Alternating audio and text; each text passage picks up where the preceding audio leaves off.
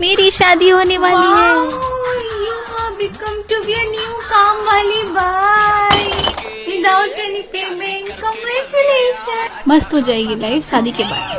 शादी के बाद लाइफ बहुत अच्छी हो जाती है। अच्छा तो आप IAS ऑफिसर बन गई? अरे नहीं आप तो फिर आप मिस यूनिवर्स बन गई ना। कहाँ है रैंक?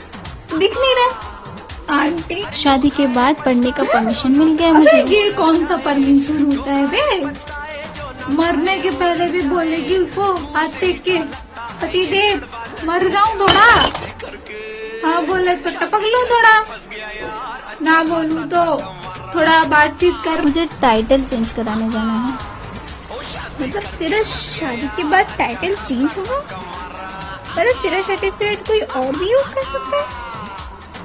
तुझे जो इतने साल पढ़ाई की है वे वेस्ट ऑफ टाइम।